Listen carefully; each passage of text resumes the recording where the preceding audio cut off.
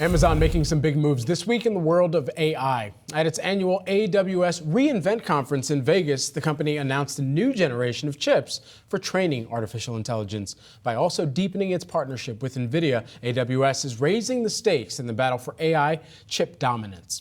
Yahoo Finance Ali Garfinkel sat down with AWS CEO Adam Selipsky to discuss the new tech and what's next for AI. We've always had a great partnership with Nvidia. We've been working with them for 13 years.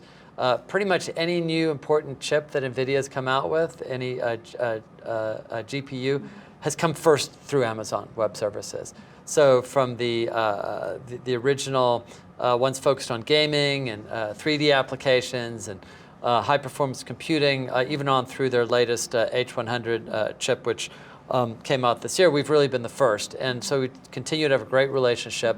And we've been working very hard together on some of the new things that are going to be great for our mutual customers.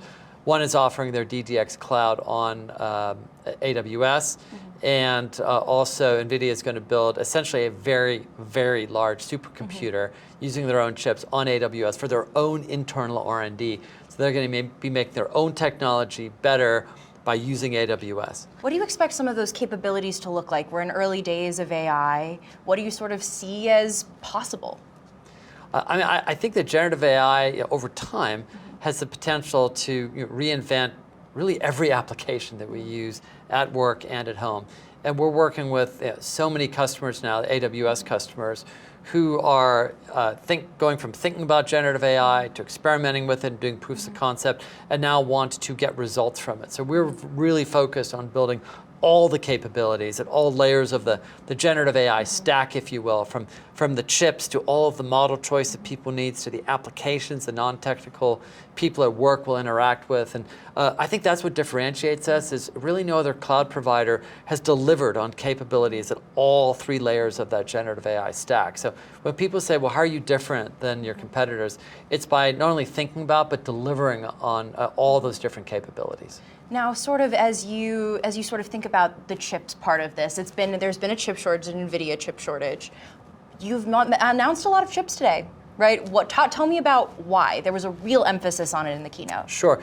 Well, again, it gets back to, we're kind of boring in how, we don't change what's important to us. So from the beginning of AWS over 17 years ago, we focused on choice and democratization and putting powerful tools in customers' hands and then letting them decide what to do with them. We're not paternalistic or parental, if you will, about, here's what you're going to do with our technology, or here's what the right technology is that you have to use. So in the chip space, again, we talked about the longstanding partnership we have with NVIDIA. But about 10 years ago, we decided also, not instead of, but also, in addition to working with Intel and AMD and other providers, that we needed to go all the way down to the silicon layer, all the way down to designing our own chips, if we really wanted to push the envelope on price performance. And so we came out with, we were the first cloud provider to come out with our own custom chip, and I think 2018 with Graviton as a general purpose computing chip, followed by Graviton 2, followed by Graviton 3. And today, for the fourth time in 5 years, we are shipping new Graviton chip, Graviton 4. It's right here. It's not on a slide. I'm not just talking about it. It's real. It is here. It's real. We're in preview today and shipping, and other cloud providers are still just talking about, oh, we will have this, we will have that. So the reason why it's important is the compute needs that people have is just those needs are exploding so rapidly. The amount of data and the amount of storage required is exploding so rapidly. But these workloads, these things that customers want to do, aren't going to be economically feasible unless we keep on dramatically improving price performance. And if we can make running these workloads economical, then our customers will do magical things. Now, as you're sort of thinking about how quickly this is changing, when a technology is moving as fast as AI, how do you gauge ROI? How do you know that the investments you're making are working? What should investors look out for instance, if they're trying to say, okay, this investment has worked?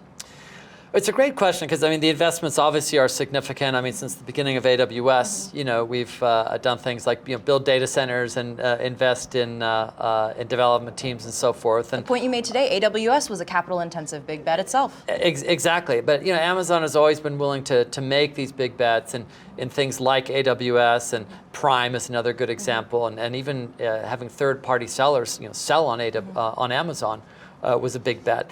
And I think that what's really important is to take a long-term perspective. It is very hard to have big bets with a 90-day investment return window. And Amazon has been really good about taking a long-term view. We talk about being strategically patient and tactically impatient. And so we won't just keep on doing the same thing if it's not working. But if we believe in something and we have a vision that in 5 or 10 or 20 years it's going to be important for customers, we will stick to it. And I think that really sets us apart from so many other tech companies, and it's been one of the most central strengths that Amazon has had over the past couple decades. At the same time, we will adjust the tactics and we will move and shift as we see what does work, what doesn't work, and where customers want us to go. Now, big picture, how would you describe the AI landscape right now? I think it's really exciting, but it's very early days. How early are we talking? I think it's very, very early. I think we'll look back in 3 years, 5 years, 10 years from now, and it will seem primordial today.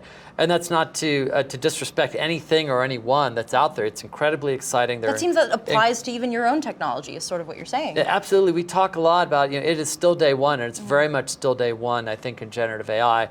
And there are great capabilities out there, but it's going to continue to go so quickly and to evolve so quickly. And that is precisely why we keep coming back to this concept of adaptability being the key, offering choice being the key.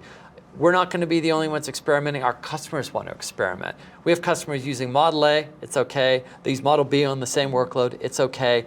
They somehow figure out how to use Model A and Model B in conjunction on that same workload, and poof, they find magic. Could you leave us with your top prediction for AI in 2024? Top prediction for AI.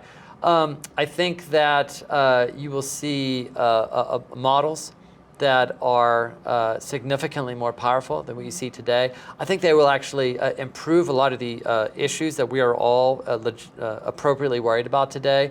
You're going to see model hallucinations go down.